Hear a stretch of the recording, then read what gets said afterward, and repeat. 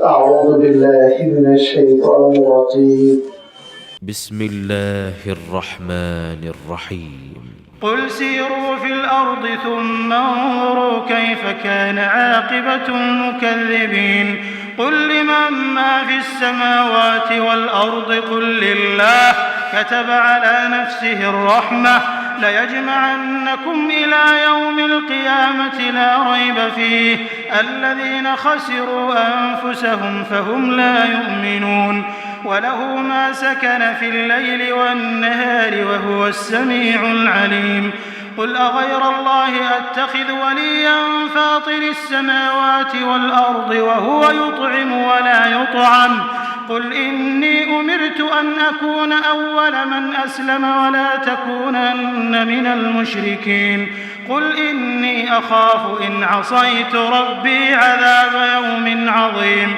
من يصرف عنه يومئذ فقد رحمه وذلك الفوز المبين وإن يمسسك الله بضر فلا كاشف له إلا هو وإن يمسسك بخير فهو على كل شيء قدير وهو القاهر فوق عباده وهو الحكيم الخبير قل أي شيء أكبر شهادة قل الله شهيد بيني وبينكم وأوحي إلي هذا القرآن لأنذركم به ومن بلغ أئنكم لتشهدون أن مع الله آلهة أخرى قل لا أشهد قل إنما هو إله واحد وإنني بريء مما تشركون الذين آتيناهم الكتاب يعرفونه كما يعرفون أبناءهم الذين خسروا أنفسهم فهم لا يؤمنون صدق الله العظيم.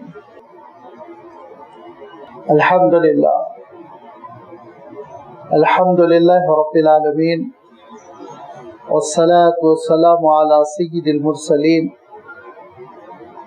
وعلى آله وأصحابه أجمعين أما بعد. سورۃ الانعام کی یہ 10 آیتیں ہیں جن کی تلاوت ابھی آپ کے سامنے کی جا چکی. آیت نمبر 11 سے سلسلہ شروع ہو کر آیت نمبر 20 پر ختم ہوا اور اس طرح سے سورۃ الانعام کا دوسرا رکوع ہمارے اور آپ کے سامنے آ چکا ہے. اس رکوع میں بھی اللہ تعالیٰ کے وہی ارشادات جاری ہیں جن ارشادات کا آغاز پچھلے رکوع میں ہوا تھا، پہلے رکوع میں ہوا تھا، اور جو فرامین اس سورت کے خصوصی موضوعات ہے. میں نے گزشتہ عرض کیا تھا کہ توحید، رسالت، آخرت، دیگر اور بھی احکام رہیں گے، لیکن بنیادی طور پر یہی وہ 3 موضوعات ہیں جس کے ارد گرد سورۃ الانعام گھومتی ہے. چنانچہ اللہ تعالیٰ نے آغاز ہی میں فرمایا کہ الحمدللہ الذی خلق السماوات والارض وجعل الظلمات والنور. تمام تعریف، حمد و ستائش، شکر اللہ تعالیٰ کے لیے سزاوار ہے جس نے زمین و آسمان کو پیدا کیا، جس نے تاریکیاں بنائی، جس نے نور کو بنایا، جس نے انسانوں کو پیدا کیا، ساری مخلوق کو پیدا کیا، انسانوں کے لیے ایک وقت مقرر کیا، پوری مخلوق کے لیے وقت مقرر کیا. جب اللہ تعالیٰ نے اپنی تخلیق کے 4 اہم پہلوؤں کا تذکرہ فرمایا کہ مخلوق میں سب سے بڑے زمین و آسمان، ان کا تذکرہ فرمایا. پھر آگے چل کے اندھیرے तारीकियां और नूर, इसी तसलसल को बरकरार रखते हुए आगे अल्लाह ताला ने एक और चीज के तख्लीक का तज़किरा फरमाया, और यही वो नुक्ता है जिसकी वजाहत मैं आपकी खिदमत पर रखना चाहता हूँ कि तौहीद ही की निशानियों पे तसलसल चला आ रहा है, उसी की वजाहत चल रही है। असनाए कलाम अल्लाह ताला ने मुशरिकीन मक्का के इस एतराज़ का भी जवाब दिया कि अल्लाह ताला ने फरिश्ते को अपना रसूल क्यों नहीं बनाया। इरशाद फरमाया, रोए जमीन पर अगर फरिश्ते होते तो हम फरिश्तों को रसूल बनाते। अब रोए जमीन पर, इस ग्लोब पर, इस धरती पर इंसान है, तो अगर फरिश्ते को भेजना भी अल्लाह ताला की मशीयत होती तो इंसान के रूप में भेजता। फरमाया, जब हम इंसानी रूप में भेजते, इंसान की शक्ल में भेजते, तुम फिर यही डाउट करते, यही एतराज करते। लिहाजा तुम्हारे एतराज की कोई अहमियत नहीं है। अहमियत इस बात की है कि दावत किस बात की दी जा रही है, उस दावत पर गौर करो, उस फिक्र पर गौर करो, उस अकीदे पर गौर करो जो तुम्हारी सीरत की तामीर के लिए जरूरी है, तुम्हारी शख्सियत के डेवलपमेंट के लिए जरूरी है।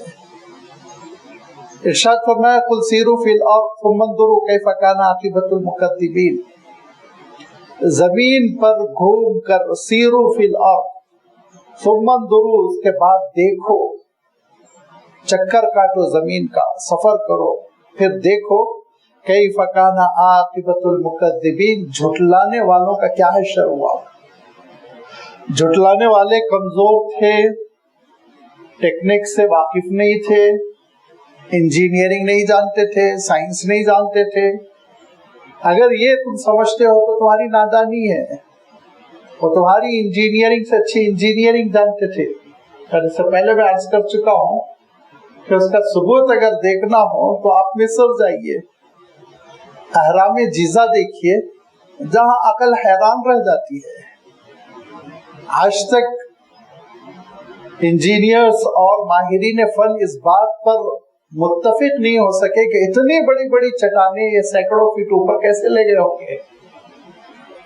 सैकड़ों फीट ऊपर, 100 फीट, 90 फीट ऊपर, और एक एक चट्टान का आलम ये हमारे पास जैसे डबल बेड होती है उस साइज की। बहुत सी इसकी तावीलात की गई, लेकिन जो भी हो, उन्होंने अपनी जहानत को इस्तेमाल किया था, फन तामीर को इस्तेमाल किया था, उन्होंने अपनी लियाकत को इस्तेमाल किया था। लेकिन क्या वो बाकी रहे? उनका वजूद खत्म हो गया।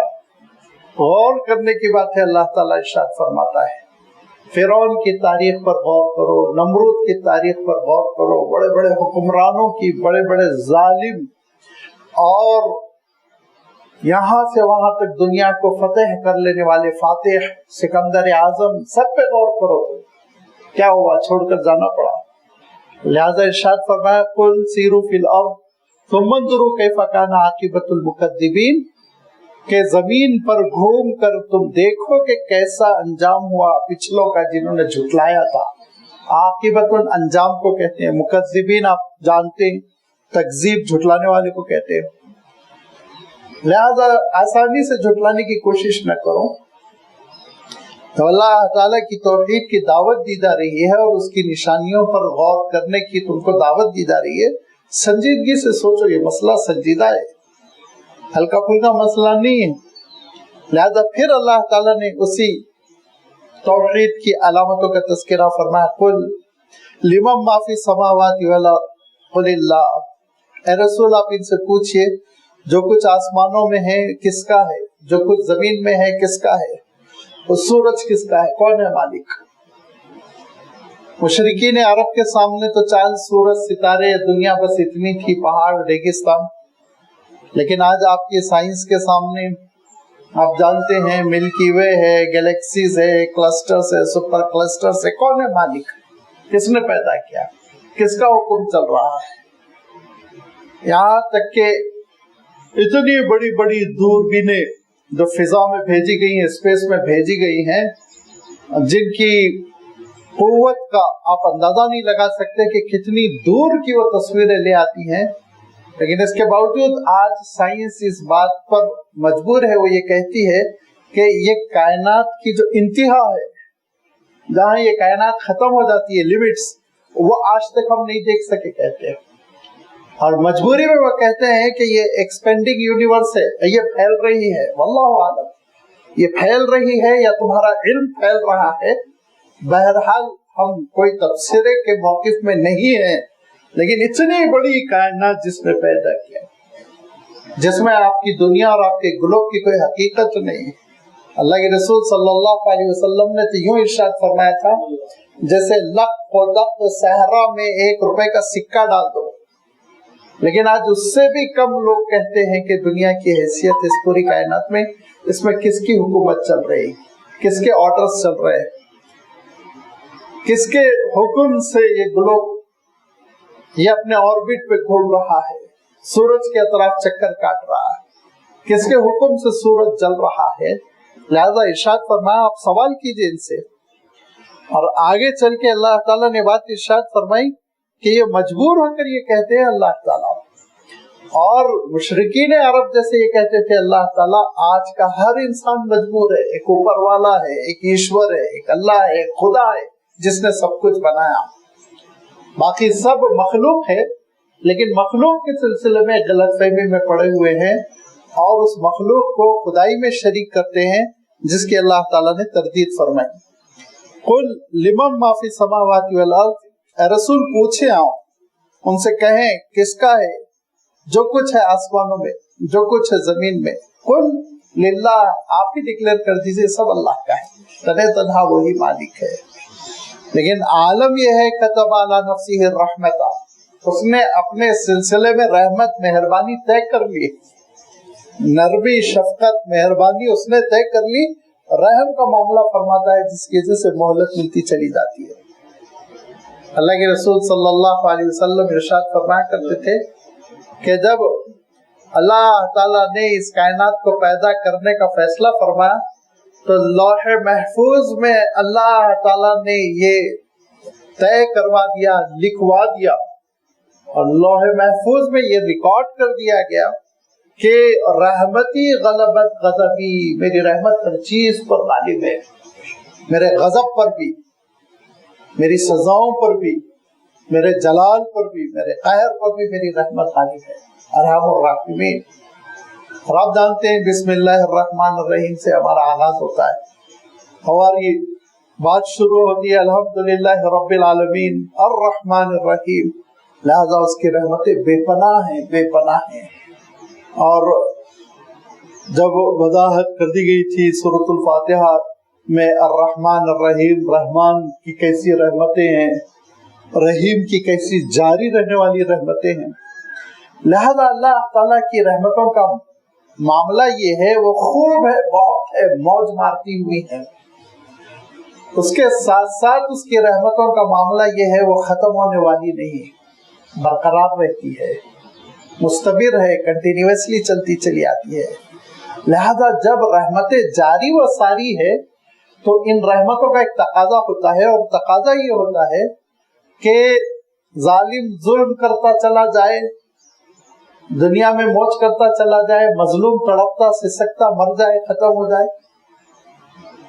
ایک حاکم حکومت کر کے اپنے عوام سے سب چھین لے, ان کو محروم کر دے, ایک جھوٹا جھوٹ بولتا ہوا زندگی بسر کر لے, ایک بے ایمان بے ایمانیوں کے ساتھ زندگی بسر کر لے, اور ایماندار جھوپڑی میں تڑپتا رہ جائے, تو یہ اللہ کی رحمت کے خلاف ہے. یہ اللہ تعالیٰ کی رحمت کے خلاف ہے. رحمت کا تصور تو یہ کہ وہ ضرور انصاف دلائے گا مظلوموں کو, بے کسوں کو, نہتوں کو, مجبوروں کو, جن کو دنیا میں ستایا جا رہا ہے, مارا جا رہا ہے, ان کے گھر چھین لیے جا رہے ہیں, اور بھی جو کرپشن ہو رہا ہے. لہذا اس کے لیے اس نے عدالت کبریٰ طے کر دی ہے, جس کو ہم قیامت کہتے ہیں, جہاں میزان عمل نصب کیا جائے گا اور ہر بندے کو اللہ تعالیٰ کے دربار میں حاضر ہونا ہوگا. لہذا فرمایا کتب علی نفسہ الرحمۃ لیجمعنکم الی یوم القیامۃ لا ریب فیہ, उस क़यामत के दिन जिसमें कोई शक व शुबा नहीं, तुम सबको जमा करके वो छोड़ेगा, कोई छूटेगा नहीं, सबको जमा होना है, सबको हाजिर होना है और हिसाब किताब देना है। फरमाया उस दिन का खसारा असल खसारा है, उस दिन का घाटा असल घाटा है। अल्लज़ीना खसिरू अनफुसहुम फहुम ला युमिनून, जो आखिरत पर ईमान नहीं कबूल कर रहे हैं, अल्लाह ताला के अदल पर ईमान नहीं कबूल कर रहे हैं, अल्लाह के रसूलों पर ईमान नहीं कबूल कर रहे हैं, उस दिन वो घाटे में रहेंगे, बहुत नुकसान में। दुनिया की कोई भी नेमत उनको छुड़ा नहीं सकेगी, दुनिया की कोई भी नेमत उनको पनाह नहीं दे सकेगी, दुनिया की कोई मोहब्बत, शख्सियत, साथी, दोस्त, अहबाब कोई काम नहीं आ सकेंगे, रिश्तेदार, करीबी रिश्तेदार, माँ बाप, आल औलाद सब हाथ झाड़ लेंगे। शायद फरमाया कि इंसान या तो ख्वाहिशात के लिए या अपनी जो मोहब्बतें होती हैं, ताल्लुकात होते हैं, उनके लिए बेईमानियां करता है, करप्शन करता है, जुल्म ज़्यादती करता है, ये सारी चीजें क़यामत के दिन ये सब लपेट के रख दी जाएंगी, कोई चीज उसके काम आने वाली नहीं। और अल्लाह ताला ने कुरान पाक में इरशाद फरमाया कि मिलउल अर्द ज़हबन वलव इफ्तदा बी, कि अल्लाह ताला अगर इनको जमीन बराबर सोना दे दे और उनसे ये कहे कि ये तुमको पेनल्टी देना है, जहन्नम में जाने के बजाय कुछ अदा करना है, तो वो पूरा का पूरा देने की कोशिश करेंगे, लेकिन उनको छुटकारा नहीं मिलेगा। लिहाजा उस दिन पता चलेगा ये दुनिया और दुनिया की नेमतों के लिए जब इंसान बेईमानी करता है तो ये बेईमानी का नतीजा कितना सख्त बरामद होने वाला है। इरशाद फरमाया, मैंने अर्ज किया कि 4 चीजों का अल्लाह ताला ने तज़किरा फरमाया था। आसमानों को उसने पैदा किया, जमीन को उसने पैदा किया, आसमानों में उसकी हुकूमत, जमीन में उसकी हुकूमत, मखलूकात में 2 बड़ी अहम चीजों का तज़किरा हो गया, उसी के बीच में इंसान है, छोटी सी मखलूक। फिर फरमाया कि अंधेरों को उसने पैदा किया, तारीकियों को उसने पैदा किया। अब चौथी चीज इरशाद फरमाया, नूर को, रोशनी को भी उसी ने पैदा किया, और उसकी तफसील गुजर चुकी। अब 2 चीजें और बाकी रह गई थी, वो 2 चीजें क्या है? दिन और रात। वलहु मा सकना फिल लैली वन नहार, और उसी का है जो कुछ करार पाता है रात में और जो कुछ करार पाता है दिन में। अब जमाने का भी अहाता हो गया, अजसाम का, जिस्म, बॉडीज का, इसका अल्लाह ताला ने अहाता फरमाया। और आराफ का मैंने अर्ज किया था ना, नूर वो एक मानवी चीज है, तारीकी एक मानवी चीज है, उनकी कोई बॉडी नहीं होती, उनका जिस्म नहीं होता, उनका भी अल्लाह ताला ने अहाता किया। बच गया था जमाना, जमाने का भी अल्लाह ताला ने अहाता कर लिया कि जमाने पर भी अल्लाह की हुकूमत है, चाहे गुजरा हुआ जमाना हो, वो हाल हो, वो आने वाला वक्त हो, सब पर अल्लाह का कंट्रोल है, सब पे अल्लाह ताला का गलबा है। वलहु मा सकना फिल लैली वन नहार, जो कुछ हो रहा है, जो कुछ वाक़े हो रहा है रात में, जो कुछ वाक़े हो रहा है दिन में, वह सब अल्लाह के हुक्म से हो रहा है। वह हुवा समीउ अल अलीम, और वो सुनने वाला और इल्म वाला है। सुनने का ताल्लुक अहवाल से है, इल्म का ताल्लुक वो अहवाल से है। जो हम बोलते हैं, आवाजें निकल रही, वो सब अल्लाह ताला के पास महफूज हो रही है, उसके इल्म में है। और जो हम कर रहे हैं, जो उसके पीछे नियतें हैं, ये सब कुछ अल्लाह ताला के इल्म में है, कि उसका इल्म हर चीज को मुहीत है, कोई चीज उससे छूट कर नहीं जाती। अब ये तो अल्लाह ताला की सिफात है, और इन सिफात के बाद कुल अगैरुल्लाहि अत्तखिज़ु वलियन फातिरिस समावाति वल अर्द, के ए नबी आप इनसे पूछिए कि मैं अल्लाह को छोड़कर किसी और को कारसाज समझूं, काम बनाने वाला समझूं, हिमायती समझूं। वलियुन मैं अर्ज कर चुका हूं कि उस हस्ती को कहते हैं जो आपसे जुड़ी हुई हो, लगी हुई हो, आपके भेद से, आपके राज से, आपके जितने सीक्रेट्स हैं सबसे वाकिफ, आपका काम बनाने वाले, आपके हिमायती, जहां आप नहीं पहुंच सकते वहां पहुंचने वाले। लिहाजा फरमाया कि अल्लाह से हटके कौन हमारा हिमायती हो सकता है, काम बनाने वाला हो सकता है। कुल अगैरुल्लाहि अत्तखिज़ु, नबी पूछिए क्या गैरुल्लाह को मैं अपना वली बना लूं? उस अल्लाह ताला को छोड़कर जो फातिरिस समावाति वल अर्द, जमीन और आसमान का पैदा करने वाला है, खालिक कौन व मकान है, उस जमीन और आसमान के पैदा करने वाले मालिक को छोड़कर किसी और को मैं अपना मददगार समझू, काम बनाने वाला समझू, ये कैसे हो सकता है?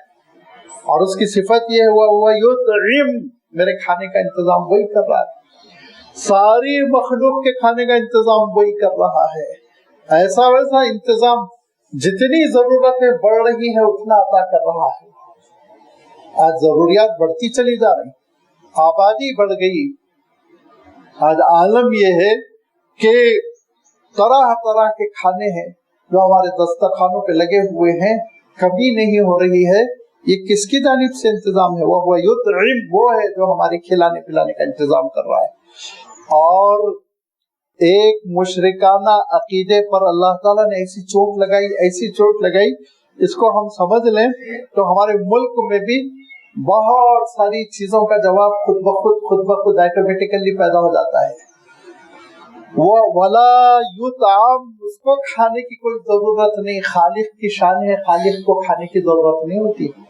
नजराने चढ़ाना, फल देना, लड्डू देना, मीठा देना, और बहुत सारे लोगों को शायद वाकफियत ना हो, 90s के आखिर में बड़ी एक शोबाबाजी शुरू हुई थी, एक बड़ा करतब शुरू हो गया था, बड़ा शोर हो गया था हिंदुस्तान में कि मिट्टी की मूर्तियों के मुंह को चमचे से दूध पिलाया जा रहा था। लाजमी बात है, मट्टी सूखी हो तो दूध जज्ब होगा, वो शोर हो रहा था, खा रहे हैं। इसके माने मखलूक है, क्योंकि खालिक की शान खाने की नहीं, वो खाने से बेनियाज है, वो पीने से बेनियाज है।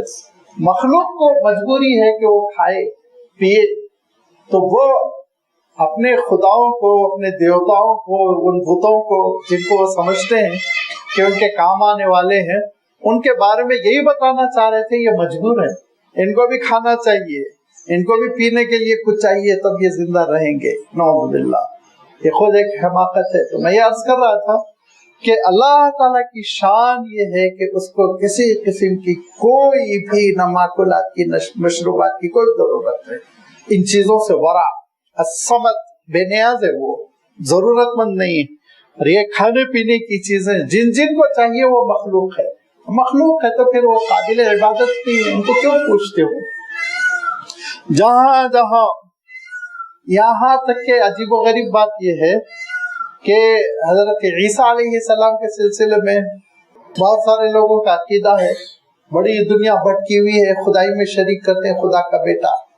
और उन्हीं की किताब में, जिसको मौजूदा दौर में बाइबल कहते हैं, जो ओल्ड टेस्टामेंट न्यू टेस्टामेंट का कलेक्शन है, उन्हीं की किताब में है, बाइबल में खुद ये है कि हजरत ईसा अलैहिस्सलाम ने ईसाइये का मुतालबा किया, और वो लास्ट सफर जो कहलाता है, आखिरी ईसाइये का इंतजाम खिलाया पिलाया उनके शागिर्दों ने किया भी कि नहीं किया, मैं उसको मुस्तनद नहीं समझता हूँ, लेकिन उनकी किताब में है।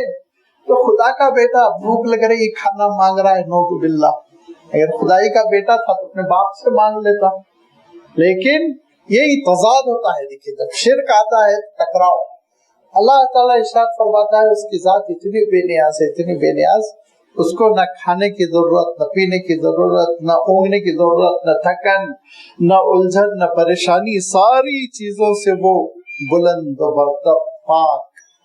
वह युतइमु, और वो खिलाता है, वला युतआम, उसको कोई नहीं खिला सकता, वो नहीं खाता, उसको खाने पीने की जरूरत नहीं है।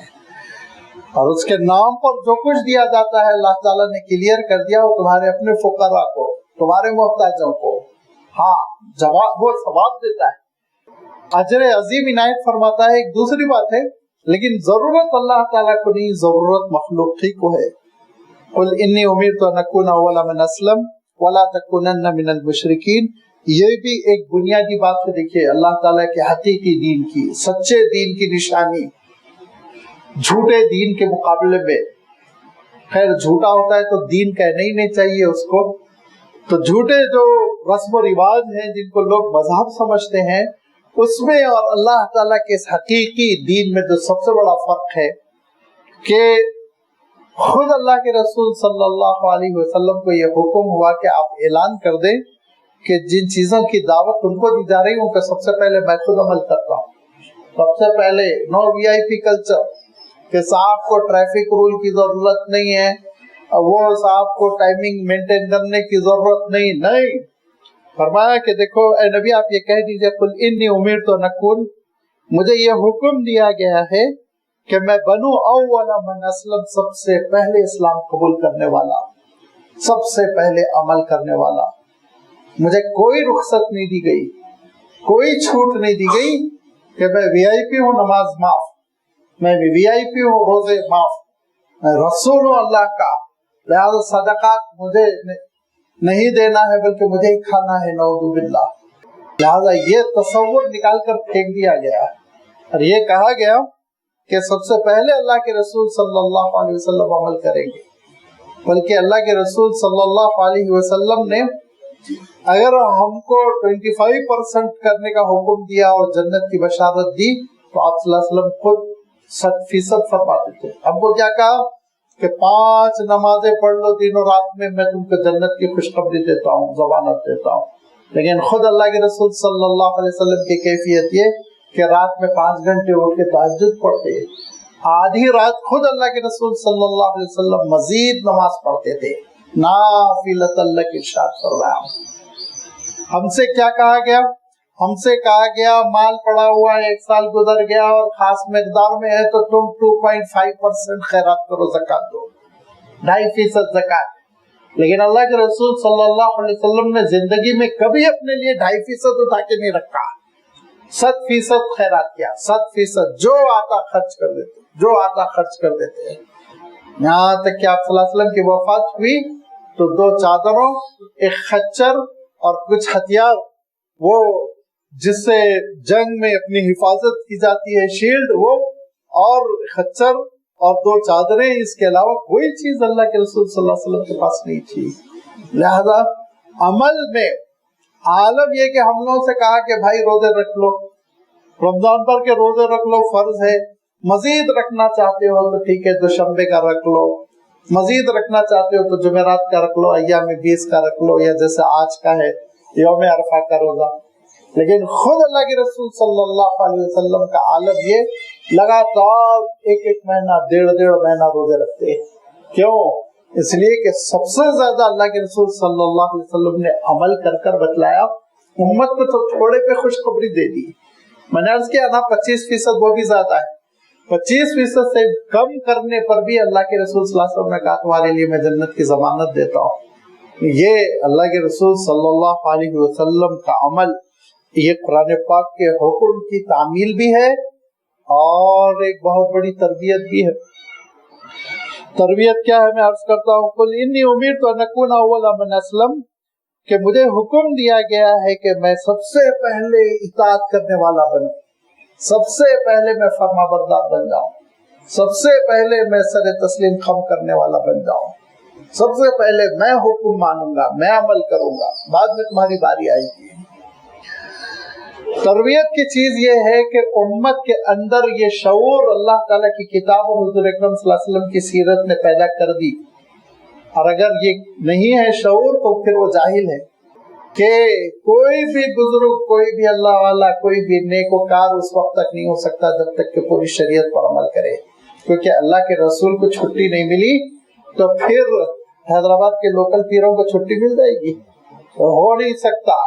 अगर वो नमाज नहीं पढ़ते हैं और अगर वो सदकात देने के बजाय लेते हैं और अगर वो रोजों के मामले में डंडी मारते हैं और अगर वो इबादतों के मामले में सुस्ती करते हैं तो इसके माने वो दुकानदार है, वो रहबर नहीं है, वो पीर नहीं है, वो अहलुल्लाह में से नहीं है, वो धोखेबाज है, वो धोखेबाज है। आप इत्मीनान से उनकी मजलिस का बाइकाट करके उठ जाइए, इंशाल्लाह कोई नुकसान होने वाला नहीं। वो डराते और आते हैं, वो सब गलत बातें, कुछ होने वाला नहीं है। जब अल्लाह के रसूल सल्लल्लाहु अलैहि वसल्लम को छूट नहीं मिली तो इनको कहां से छूट मिल जाएगी? ये अल्लाह के रसूल से अफजल है, बेहतर है। जिनके करीब बैठिए तो बदबू आती है, ये अल्लाह के रसूल से अफजल हो जाएंगे। तो ये लंबे लंबे बालों का रख लेना और हफ्तों न नहाना और डार्क किस्म के कपड़े पहन लेना, मजमे पे ये तासुर डालने की कोशिश करना कोई गैबी ताकत है, ये जालसाजी है, धोखे है और ये सब वो फराड है جو अजमियों ही में पैदा हो सकते, अरबों में नहीं होते, क्योंकि अरब ये सब समझते हैं ना, पढ़ते हैं कि अल्लाह के रसूल सल्लल्लाहु अलैहि वसल्लम को हुक्म है वाबुद रब्बका हत्ता यातियकल यकीन, मौत आने तक आपको नमाज पढ़नी है। इनकी नमाज कैसे माफ हो गई? ये कौन होते हैं दिल की नमाज पढ़ने वाले? इनके लिए जमात क्यों फ्री हो गई? जमात से नमाज नहीं पढ़ते हैं, घर में बैठे रहते हैं। ये सारे सवालात खुद ब खुद पैदा होते हैं कुरान के फहम से, अल्लाह ताला की किताब के फहम से। इसीलिए ये लोग ये भी नहीं चाहते अल्लाह ताला की किताब की तरवीज हो, फहम कुरान आम हो, ये भी नहीं चाहते। और लोगों को डरा डरा के रखते हैं, कुरान खोलोगे, समझोगे, पढ़ोगे तो फिर इसके माने है कि तुम गुमराह हो जाओगे, ये हो जाओगे, वो हो जाओगे। अल्लाह ताला की किताब हमारे शऊर की तामीर करती है, और जब ये शऊर नहीं है तो वो जाहिल है, किताबुल्लाह से महरूम है। फरमाया कि मुझे हुक्म हुआ है कि मैं सबसे पहले अमल करूं, तामील करूं, वला तकुनन्ना मिनल मुशरिकीन, और मुझे हुक्म है कि शिर्क को करीब न फटकने दो, शिर्क करीब न आए। शिर्क तबाह कर देता है, बर्बाद कर देता है, इंसान कहीं का नहीं रह जाता। खत्म किस्सा। इब्लीस की पूरी कोशिश, सबसे पहली कोशिश, सबसे पहली साजिश, सारी तवानाई और ताकत वो इसी पे लगाता है कि किसी तरह शिर्क आ जाए, कहीं से शिर्क आ जाए। आ गया अकीदे में शिर्क तो किस्सा खत्म, शैतान मुतमईनों के घर में बैठ जाता है, हजरत इंसानी सब कुछ करते रहते हैं। लिहाजा फरमाया कि देखो वला तकुनन्ना मिनल मुशरिकीन, मुझे ये हुक्म हुआ है कि शिर्क के करीब भी न फटको। यही नहीं, कुल इन्नी अखाफु इन असैतु रब्बी, आप ऐलान कर दीजिए अगर मैं अपने रब की नाफरमानी करूंगा, अज़ाब यौमिन अज़ीम, तो वो अजीम दिन क़यामत का जो दिन है ना, उस दिन के अज़ाब से मैं भी डरता हूँ, मेरे भी पकड़ोगे। मैंने अर्ज किया ना, कोई वीआईपी कल्चर नहीं कि इनका हिसाब किताब नहीं होगा। हमारे पास जैसे है ना मुल्क में एक साहब के अकाउंट को चेक नहीं कर सकते, नो आरटीआई, कोई नहीं, वो उनका हिसाब उनके साथ खास। ये इस्लाम का तसव्वुर नहीं। इस्लाम में तो अल्लाह ताला इरशाद फरमाता है, ए रसूल आप ऐलान कीजिए, इन असैतु रब्बी, अगर मैं अपने रब की नाफरमानी करूं तो मैं डरता हूँ अज़ाब यौमिन अज़ीमिन, वाज़िमुश शान दिन, हौलनाक दिन, क़यामत के दिन, उस दिन के अज़ाब से, उस दिन की पकड़ से, उस दिन की सजा से। लिहाजा इरशाद फरमाया कि हर एक को तैयार रहना है, हर एक को फितना है, अपने आप को अल्लाह वाला समझ रहा हो समझ ले, लेकिन उस दिन तो हिसाब किताब देना है। मैं युसरफ अन्हु यौमइज़िन फ़क़द रहिमा, अल्लाह ताला ने जिस शख्स से उस दिन अजाब को फेर दिया, दूर कर दिया, बस अल्लाह ताला ने उस पर रहम फरमा दिया। असल रहमत ये है। दुनिया में जो चीजें होती है, मुसीबतें आना, छट जाना, बलाएं आना, दूर हो जाना, ये बहुत आर्जी चीजें हैं।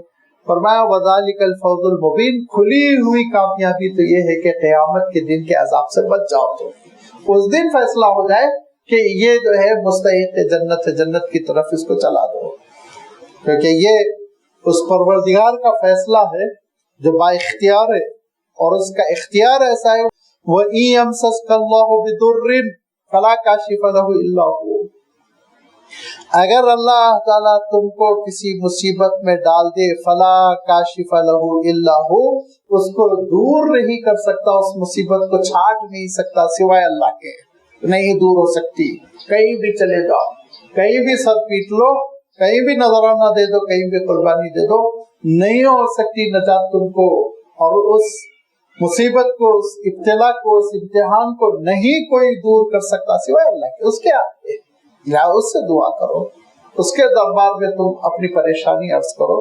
वही हम सस्कल्लाहु, अगर अल्लाह ताला इरादा फरमा ले कि तुमको छू जाए, बिदुर्रिन परेशानी, जरर, नुकसान, फला काशिफ़ लहु इल्ला हु, तो नहीं दूर कर सकता उसको सिवाय बस अल्लाह ताला के।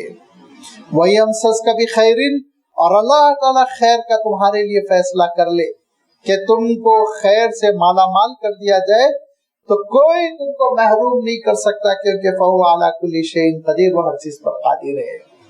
अल्लाह के रसूल सल्लल्लाहु अलैहि वसल्लम सफर पर है, पीछे हजरत अब्दुल्लाह इब्न अब्बास रज़ियल्लाहु ताला अन्हु है, कम उम्र थे, 9-10 साल के थे, आम तौर पर आप सल्लल्लाहु अलैहि वसल्लम की खिदमत में रहने लगे थे। लिहाजा अल्लाह के रसूल सल्लल्लाहु अलैहि वसल्लम ने कहा कि ऐ लड़के, क्या मैं तुमको वो अकीदे की बातें, वो कलिमात न बता दूं कि جو تمہاری ساری زندگی تمہارے لیے نفع بخش ہوں گے، تمہاری ہدایت کے لیے کافی ہوں گے، تم کو حق پر روکے رکھیں گے۔ تو حضرت عبداللہ ابن عباس نے کہا کہ اللہ کے رسول ضرور آپ میری تربیت فرما دے، بتا دیں۔ تو یہی بات اللہ کے رسول صلی اللہ علیہ وسلم نے فرمائی کہ احفظ اللہ یحفظ کا، ہمیشہ اللہ کو یاد رکھو، اللہ تم کو یاد رکھے گا۔ آگے فرمایا کہ دیکھو اگر پوری دنیا تم کو نقصان پہنچانے پر تل جائے تو نہیں نقصان پہنچا سکتی، ہاں اتنا ہی جتنا اللہ نے مقدر کیا۔ پوری دنیا تم کو فائدہ پہنچانے پر وہ تیار ہو جائے، تہیا کر لے، نہیں فائدہ پہنچا سکتی اتنا ہی جتنا اللہ تعالیٰ نے طے کیا ہے۔ اس لیے فرمایا جب مدد مانگنی ہو اللہ سے مانگو، جب مدد مانگنی ہو، جب سوال کرنا ہو تو اللہ سے سوال کرو۔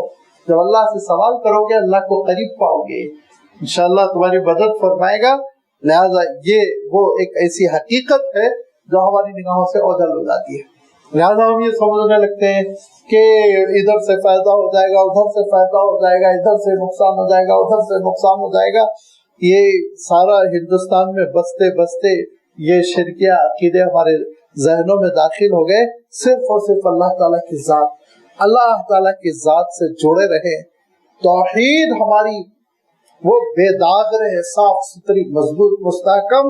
اس کے بعد آپ دیکھیے فتوحات کا سلسلہ شروع ہوتا ہے، کیونکہ وہ القاہر فوق عبادی، وہ اپنی پوری مخلوق پر غلبہ رکھنے والا ہے، کنٹرول رکھنے والا ہے۔ اب اردو کے اعتبار سے میں نے کنٹرول کا، غلبے کا اس لفظ استعمال کیا، ورنہ قاہر جو لفظ ہے اس کا مفہوم یہ ہوتا ہے کہ ایسا قابو رکھنے والا، وہ کنٹرول رکھنے والا کہ اگر کوئی نقصان پہنچانا چاہے تو وہ نقصان نہ پہنچنے دے، وہ مانے بن جائے، وہ رکاوٹ بن جائے۔ ایک ہوتا ہے کنٹرول میں ہے، قابو میں ہے، لیکن اس کے باوجود کسی نے نقصان پہنچا دیا، دیکھ رہے ہیں، نظر انداز کر رہے ہیں، بہت ہوتا ہے۔ فرمایا نہیں، اللہ تعالیٰ کا معاملہ یہ نہیں ہے، وہ قاہر ہے، وہ ایسا قابو رکھنے والا ہے کہ اس کے قابو میں ہے، کوئی چیز بے قابو ہو کر کسی اور کو نقصان نہیں پہنچا سکتی اس کے حکم کے بغیر۔ وَهُوَ الْقَاهِرُ فَوْقَ عِبَادِهِ وَهُوَ الْحَكِيمُ، اس کے پاس حکمت ہے، دانائی ہے، وزڈم ہے، ہر کام میں اس کا ایک سبب ہوتا ہے، اس کی ایک بیس ہوتی ہے، بغیر حکمت کے، بغیر علت کے کوئی کام نہیں ہوتا۔ الخبیر، خوب خبر رکھنے والا، اطلاع رکھنے والا، ساری چیزوں کی انفارمیشن، اطلاع، معلومات اس کے پاس ہے۔ لہذا جب وہ حکیم ہے، جب وہ خبیر ہے، جب وہ غلبے رکھنے والا ہے، جب وہ قادر مطلق ہے، تو پھر ادھر ادھر کیوں جاتے ہو؟ اسی اللہ تعالیٰ کو پکڑ لو اور اسی کی مدد پر زندگی بسر کرو۔ یہ اس حقیقت کو انسان سمجھ لے۔ قُلْ أَيُّ شَيْءٍ أَكْبَرُ شَهَادَةً، ان سے پوچھئے سب سے بڑی گواہی کس کی ہو سکتی؟ سب سے بڑی گواہی توحید کی گواہی، اس پوری کائنات میں سب سے بڑی گواہی کس کی ہو سکتی ہے؟ لازمی بات ہے ہم یہ کہیں گے کہ بھئی اللہ والوں کی، لیکن اللہ والوں کی گواہی سے بڑھ کر نبیوں اور رسولوں کی، ان کی گواہی سے بڑھ کر کیا گواہی ہوگی؟ لیکن نبیوں اور رسولوں کی گواہی سے بڑھ کر خود اللہ تعالیٰ کی گواہی ہے۔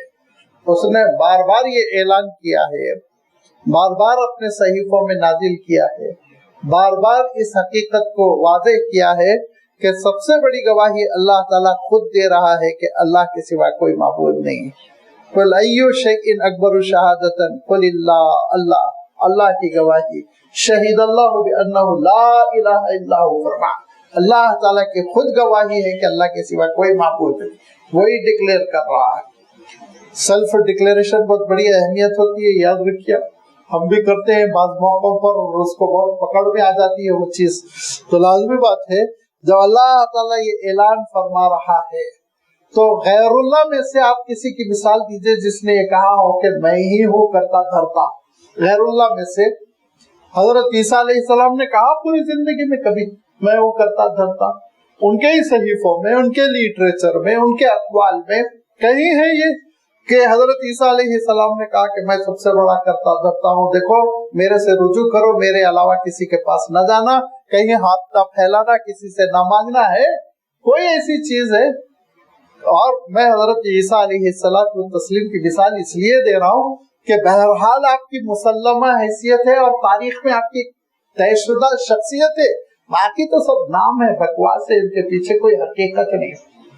اللہ تعالیٰ نے خود ارشاد فرمایا ان ہی الا اسماء سمیتموها انتم وآباؤکم ما نزل اللہ بها من سلطان، نام رکھے ہوئے ہیں 2500 نام، تاریخ میں ان کا کوئی تذکرہ نہیں، زمانہ نہیں، ثبوت نہیں، وجود نہیں، بولتے ہیں تو پھر ہمارے خلاف جو ہے کاروائیاں ہوتی ہے، لیکن حقیقت میں غور کرنے کی کوشش کرو نا، جن ناموں کو پوج رہے ہو، جن ناموں کو لے کر چل رہے ہو، ان کی کیا حقیقت ہے، کون سی حقیقت ہے، اور انہوں نے کہاں ڈکلیئر کیا کہ تنہا میں معبود ہوں، میری پوجا کرو۔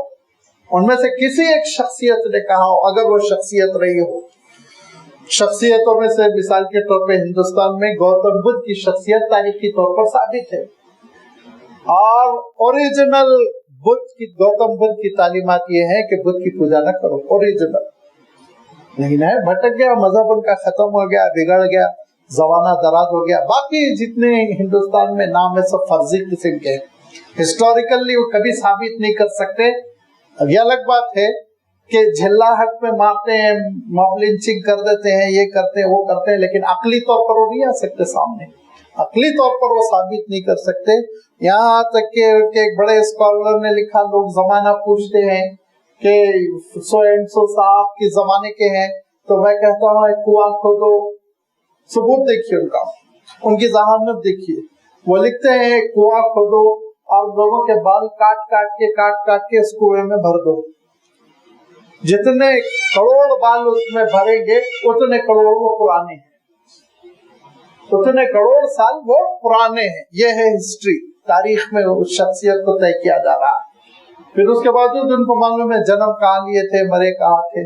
اچھا جنم لیے تھے تو معلوم ہے، مرے کہاں تھے، قبر کہاں ہے وہ ان کو نہیں معلوم ہے۔ چلیے، تو میں یہ عرض کر رہا تھا کہ کسی نے یہ نہیں کہا، پوری دنیا میں قرآن پاک کا چیلنج ہے، کسی نے یہ نہیں کہا کہ میں سب سے بڑا مقتدر اعلیٰ ہوں، میری پرستش کی جائے، مجھ سے دعا کی جائے، میرے آگے سجدہ، کسی نے نہیں کہا۔ یہ سب بعد والوں کے خرافات ہیں جو یہ ساری چیزیں کہتے ہیں۔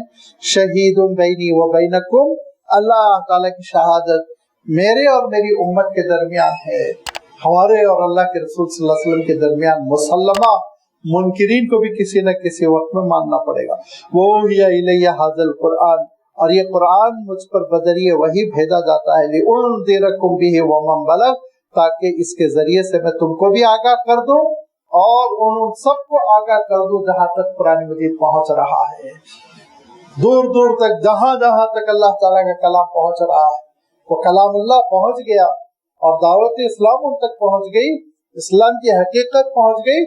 اب چاہے وہ جلا دیں، وہ ان کا رد عمل ہے، وہ ان کا ری ایکشن ہے، وہ اپنے ری ایکشن کی سزا بھگتیں گے، لیکن کلام اللہ تو پہنچ گیا، کلام اللہ تو مشرق و مغرب میں پہنچ گیا، کلام اللہ تو شمال و جنوب میں پہنچ گیا اور دنیا کے خطے خطے تک پہنچ گیا۔ اب کیسا اس کا استقبال ہے وہ انسانوں پر منحصر ہے۔ ارشاد فرمایا کہ مجھ پر یہ قرآن بذریعہ وہی بھیجا جا رہا ہے، لِأُنذِرَكُم بِهِ، تاکہ اس کے ذریعے میں تم کو آگاہ کر دوں، خبردار کر دوں، وَمَن بَلَغَ، اور جہاں تک قرآن مجید پہنچ گیا ان سب کو میں آگاہ کر دوں، أَإِنَّكُمْ لَتَشْهَدُونَ أَنَّ مَعَ اللَّهِ آلِهَةً أُخْرَىٰ، تمہارے اندر ہمت ہے، جسارت ہے کہ تم یہ گواہی دو کہ اللہ تعالیٰ کی طرح کوئی خدا ہے کسی کے اندر؟ کوئی ان میں سے کھڑے ہو کر کہہ دے سورج سو شخص نے پیدا کیا، چاند کو فلاں نے پیدا کیا، کوئی کہہ دے کائنات کو فلاں نے پیدا کیا، نہیں کہہ سکتے، کہتے ہرگز نہیں ہیں۔ وہ کہیں گے تو یہ کہیں گے اوپر والا، ایشور، خدا، اللہ تعالیٰ۔ پھر اس کے بعد خرافات ہے، اور معلوم یہ ہوا کہ علم کے لیے کسی کو پوج رہے، دولت کے لیے کسی کو پوج رہے، صحت کے لیے کسی کو پوج رہے، اور بعض کو تو بے معنی پوج رہے، کوئی ڈپارٹمنٹ ہی نہیں ہے، بغیر قلمدان کے وزارتیں بھی ہے، بعض کے قلمدان کے ساتھ وزارتیں ہیں۔ یہ ہے ان کا عالم۔ اِنَّكُمْ لَتَشْهَدُونَ، چیلنج ہے، کیا تم گواہی دے سکتے ہو کہ اللہ کے ساتھ کوئی دوسرا معبود ہے جس نے اس کارخانے عالم کو قائم کیا؟ اللہ اشہد، نہیں گواہی دے سکتے، منہ بند ہو جاتے، مہر لگ جاتی ہے۔ قل انما هو الہ واحد، وہی تنہا اللہ تعالیٰ ہے، جس نے اس پوری کائنات کو پیدا کیا اور جس نے اس اعتماد کے ساتھ، جس نے حوصلے کے ساتھ، وضاحت کے ساتھ، بغیر ادنا قسم کی رعایت کے اس نے اعلان کیا انا الحی القیوم، وہ حی القیوم ہے، ارحم الراحمین ہے، اور وہ مالک الملک ہے، وہ علی کل شیء قدیر ہے، ساری اپنی صفات کا اس نے اعلان کیا۔ کسی کے اندر جرأت نہیں، ہمت نہیں کہ ان میں سے کسی ایک صفت کو میرے اندر ہے کہہ کر بیان کرے۔ اگر وہ کہتا تو خود اللہ تعالیٰ اس کو آزماتا اور خود اللہ تعالیٰ اس کو مصیبت میں ڈالتا اور وہ خود مجبور ہو کر اللہ تعالیٰ کی توحید کو مانتا۔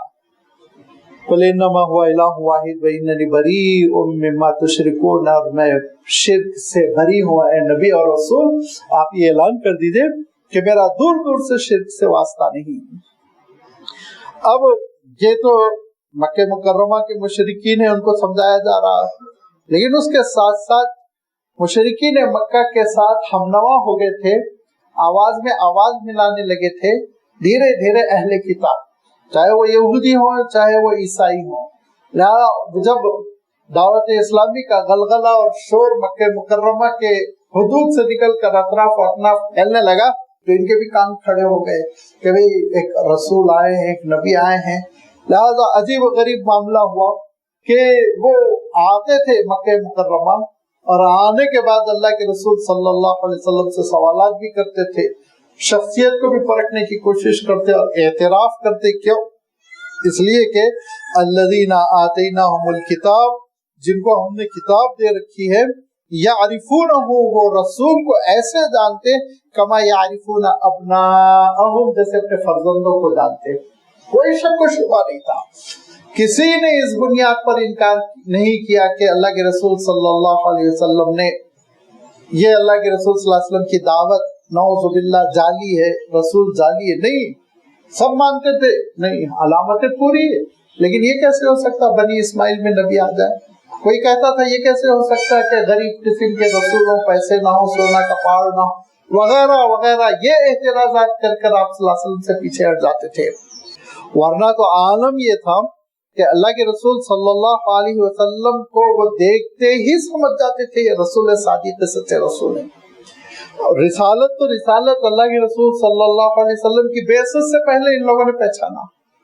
جب اللہ کے رسول صلی اللہ علیہ وسلم کا سفر ہوا، بالکل کم عمری میں آپ نے پہلا سفر کیا تھا اپنے چچا ابو طالب کے ساتھ، 20 سال کی بھی عمر نہیں ہوئی تھی، اور اس سفر میں جب اللہ کے رسول صلی اللہ علیہ وسلم بصرہ پہنچے، جو بصرے سے الگ ہے، بصرہ عراق کا شہر ہے، بصرہ شام میں ہے، سیریا میں ہے، جو دمشق ہے، دمشق سے قریب قریب 140-120 کلومیٹر کے فاصلے پہ بصرہ شام۔ جب اللہ کے رسول صلی اللہ علیہ وسلم پہنچے تو وہاں کے بحیرہ راہب نے اللہ کے رسول صلی اللہ علیہ وسلم کو پہچان لیا، نہ صرف پہچانا بلکہ چچا سے یہ کہا، ابو طالب سے کہا کہ آپ اپنے لڑکے کو، اپنے بھتیجے کو بھیج دیجئے، فوراً بھیج دیجئے، کیونکہ مجھے ڈر ہے کوئی نقصان نہ پہنچا دے۔ ہماری جو انفارمیشن ہے، معلومات ہے، پیشن گوئیاں ہیں، اس میں یہ لکھا ہے کہ رسول کو پریشان کرنے کی، ستانے کی بڑی کوششیں ہوں گی۔ ایسا آپ حیرت انگیز ہے، ساری سیرت کی معتبر کتابوں میں یہ واقعہ لکھا ہے کہ جب اللہ کے رسول صلی اللہ علیہ وسلم، بہت تفصیلی واقعہ، میں بہت مختصر ایک جز بیان کر رہا ہوں کہ اللہ کے رسول صلی اللہ علیہ وسلم جب پہنچے اور بحیرہ راہب نے کہا کہ ہاں یہی مطلوب ہے، آپ کون ہیں؟ تو ابو طالب نے کہا میرا بیٹا ہے۔ کہا نہیں، غلط ہے، آپ کا بیٹا نہیں ہو سکتا۔ کہا کیوں؟ کہا نہیں، میری پیشن گوئیاں جو ہماری کتابوں میں وہ بتاتی ہے کہ یہ یتیم ہوں گے۔ کہا ہاں میرا بھتیجا ہے، میرا بیٹا نہیں۔ اتنے معلومات تھے ان کے پاس، اتنی پیشن گوئیاں تھی، ان کو معلوم تھا کہ وہ یتیم ہوں گے۔ لہذا اس کے بعد بحیرہ راہب نے گزارش کی، وہ چرچ میں دیکھا ہوں، چھوٹا سا کمرہ ہے، اس کی چھت گر گئی ہے، دیواریں برقرار ہے، اور اس کے سامنے حضرت عمر رضی اللہ تعالیٰ عنہ نے بہت بڑی مسجد بنا دی، الجامع العمری کے نام سے آباد مسجد، 5 وقتہ نمازیں ہوتی ہیں۔ تو وہ بحیرہ راہب جو اس چرچ میں رہتا تھا، باہر نہیں نکلا کرتا تھا، اس نے کہا کہ آپ فوراً اس نوجوان کو آپ گھر بھیج دیجئے، مجھے بہت ڈر ہے کہ ان کو کوئی نقصان نہ پہنچا دیا جائے، بعض ابلیسی سازشیں اور ابلیسی طاقت ایسی ہو سکتی ہے کہ ان کو نقصان پہنچانے کی کوشش کرے. بھیج دیا ابو طالب نے فوراً. پھر اللہ کے رسول صلی اللہ علیہ وسلم گھر تشریف لائے. پھر 40 سال کے ہوئے جب پہلی وحی آئی اور اللہ کے رسول صلی اللہ علیہ وسلم پہ خاص کیفیت طاری ہوئی، اور جب اللہ کے رسول صلی اللہ علیہ وسلم نے ام المؤمنین حضرت خدیجہ الکبریٰ رضی اللہ تعالیٰ عنہ سے حالات سنائے تو وہ اپنے ایک کزن کے پاس آپ کو لے گئی جو حضرت ورقۃ بن نوفل کے نام سے بڑے اسکالر تھے دونوں کتابوں کے، تورات کے بھی اور انجیل کے بھی. جب انہوں نے حضور اکرم صلی اللہ علیہ وسلم کا پورا انٹرویو لیا کیا ہوا تو انہوں نے قسم کھا کے کہا یہ وہ وحی ہے، یہ وہی ہے جو حضرت موسیٰ پر آتی تھی. قسم کھا کے انہوں نے کہا. اور آگے دیکھیے اس کے بعد کہا وہ ضعیف تھے، انہوں نے کہا اے کاش میں زندہ رہوں اس وقت تک جب تک کہ یہ قوم آپ کو اپنے گھر سے نکال نہ دے، جلا وطن نہ کرے. آپ صلی اللہ علیہ وسلم حیرت سے کہنے لگے اوا مخرجیہ ہو، مجھے نکالیں گے؟ اتنی محبت کرتے ہیں اور اتنا امانتیں رکھاتے ہیں اور مجھ سے فیصلے کرواتے، مجھے نکال دیں گے؟ تو ورقۃ بن نوفل نے کہا کہ میرا علم بتلاتا ہے کہ ایک وقت آئے گا کہ آپ کو آپ کے وطن سے ہجرت کرنے پہ مجبور کیا جائے گا. اتنے پیشن ہوئی ہیں. الذین یعرفونہ کما یعرفون ابناءہم، سمجھتے تھے. عالم یہ ہوا کہ مکہ مکرمہ میں جب اللہ کے رسول صلی اللہ علیہ وسلم کی دعوت دم مچا دی اور شہرت دور دور تک پہنچنے لگی تو یہودیوں نے باضابطہ مکے کے لوگوں کو 3 سوال دیے تھے اور کہا تھا اگر یہ 3 سوال کا جواب سچ دے دیا تو سوائے نبی مرسل کے اس کا کوئی جواب نہیں دے سکتا، وہ اللہ کے رسول ہے. اور اگر جواب نہ دے سکے تو تم جو چاہے ان کو سزا دو، نکال دو، چھٹی کر دو، کوئی مسئلہ نہیں. تو 3 سوال کے جواب سورۃ الکہف میں موجود ہے. ان سونے والوں کا کیا ہوا جو اپنے شہر کو چھوڑ کر چلے گئے تھے، اور وہ کون سا شخص تھا جس نے مشرق و مغرب کا سفر کیا تھا، اور وہ کس کو کہتے ہیں؟ یہ 3 سوال کا جواب اللہ تعالیٰ نے سورۃ الکہف میں نازل کیا. اور جب اللہ کے رسول صلی اللہ علیہ وسلم نے جواب سنا دیا، وہی سنا دی، تو پھر یہودیوں نے کہا کہ یہ رسول برحق ہے، یہ رسول برحق ہے. قبول کیوں نہیں کرتے؟ بنی اسماعیل میں کیسے ہم کیسے بنی اسماعیل کے فرما بردار ہو جائیں؟ آپ دیکھ رہے ہیں نا ضد ان کی، ہٹ دھرمی آپ دیکھ رہے ہیں نا ان کی، تو انہی کے تو وہ اسلاف تھے، انہی کی تو یہ اولاد ہے. لہٰذا یہی ہٹ دھرمی تھی اللہ کے رسول صلی اللہ علیہ وسلم کے زمانے میں، اگرچہ کہ بہت ساروں نے ایمان بھی قبول کیا، مسلمان بھی ہوئے. تو فرمایا الذین آتیناہم الکتاب یعرفونہ کما یعرفون ابناءہم، جن کو ہم نے کتاب دے رکھی تھی وہ اے رسول آپ کو ایسے جانتے تھے جیسے کہ اپنے بیٹوں کو انسان جانتا ہے، شک و شبہ نہیں ہوتا. الذین خسروا انفسہم، لیکن وہ بڑے گھاٹے والے ہیں، فہم لا یؤمنون، جو ایمان نہیں قبول کرتے، اپنا نقصان کر رہے ہیں. ایک حقیقت ہے، ریالٹی ہے، میں اس کو نہیں مان رہا ہوں. ایک صاحب نے کہا یہ ہو ہی نہیں سکتا کہ لوگ چاند کے اوپر ہوں، نہیں مانتا. میں کہا ارے بھائی کیوں نہیں مانتے؟ اتنا ثبوت، فوٹو ووٹو، یہ وہ جھنڈا انڈا کیا کیا انہوں نے لگایا، پیش کیا. کہا یہ کیسا ہو سکتا ہے کہ وہ چاند پر اترے اور وہاں انہوں نے پیشاب کیا اور اس کو دیکھ کے ہم رمضان کریں گے، روزہ رکھیں گے. ارے نادان وہاں کپڑے ہی نہیں اتار سکتے، پورے پیک رہتے ہیں. اب تمہاری اس بیوقوفی کی وجہ سے تم ایک سائنٹیفک ریالٹی کا انکار کرو گے تو الو کہلاؤ گے. حقیقت ہوتی ہے، اس کا اعتراف کرنا پڑتا ہے. لہذا ایک حقیقت ہے کہ اللہ کے رسول صلی اللہ علیہ وسلم کی رسالت قائم ہو گئی، حجت پوری ہو گئی، دنیا میں ہلچل مچ گئی.